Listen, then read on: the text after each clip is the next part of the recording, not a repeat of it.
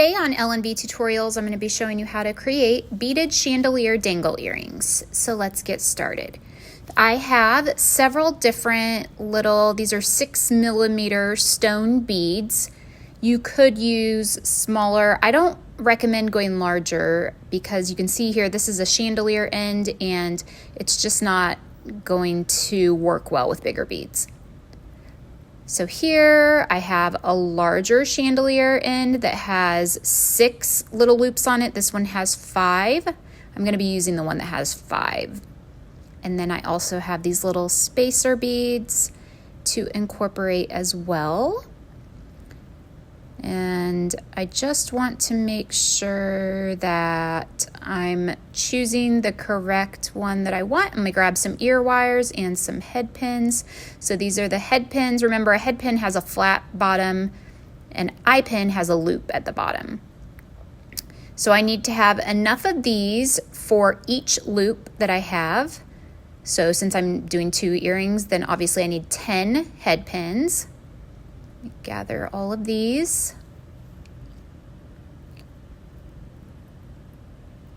And when I buy them in bulk, they tend to come in a little bit crooked, and that's okay. So here are my ear wires or earring hooks, whatever you want to call them.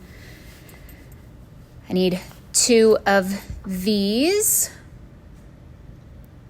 Just picking out the ones that match the gold. If you do a lot of jewelry making, you'll notice gold in particular, there are several different shades of it, so just trying to pick the right ones. Okay, so to get started, what I'm going to be doing is putting the beads on, alternating them, a stone bead on, and then I'm going to use one of the little spacers. These beads I found actually like where the Haishi or clay disc beads are. Here's another stone bead, another spacer. The idea of this is that I want my segments to come to a point when I put them on. Okay, we've got 3 beads now. When I put them on my chandelier end, so I want the middle one to be the longest and then to get smaller as it goes out. So I'm going to go, I think I'm going to do 3 beads and then 4 beads, then 5 beads, and then it'll go back to 4 and then back to 3. So what I'm doing now is using my wire cutters and I'm cutting off the extra pin part of the head pin. You only need about 1/2 inch sticking out. I'm going to take my round nose pliers, grab the end of it, and twist with my wrist to get a very small little loop at the top. I usually press my nail into it and kind of bend it back so the loop is centered over the segment. You don't want it kind of leaning off to one side or the other. So there is my first one, and that will go, I'll have 2 matching ones on each outside part, and then the next one in will go 4 and then 5. So I'm going to repeat that on each of these, and then we'll do the same on the other one. Okay, so I went ahead and repeated those steps, just putting the beads on, cutting it down, making a loop on the end. My little jump rings are stuck here. Fish these out. There we go. And I will say the jump rings are kind of optional.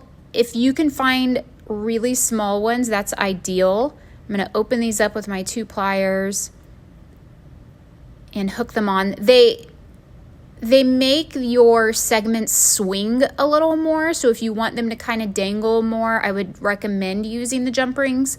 But the smaller ones that you can find are going to be better, so they're not taking away from the earring itself. You don't want the focus to be on the jump rings. So I just hooked it onto the middle section and I'm closing it back up. That was my longest beaded segment.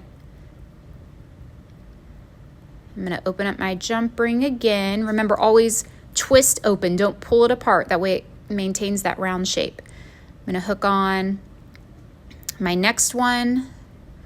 So the middle strand had 5 stone beads. The next on the left and right side of that will have 4. Like this.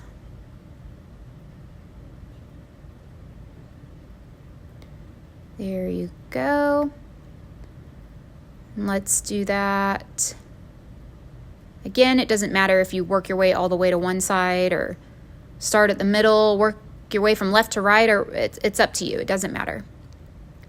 So I'm hooking on the last one on the right, which is the smallest strand.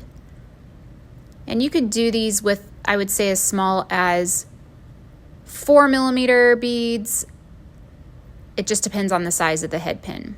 Okay, so I finished this one up, and I had already made my other one.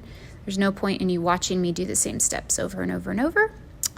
So now I'm just going to take the ear wire, open up the loop that is on that at the bottom, gently open that up.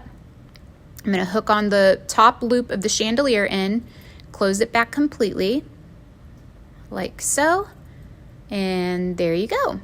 So very simple. Like I said, you could change these up depending on the size of the beads. So I'm going to include all of the links in the description below. Make sure you like this video, subscribe to our channel, and please let me know if you have any questions or comments below. Thanks for watching, guys.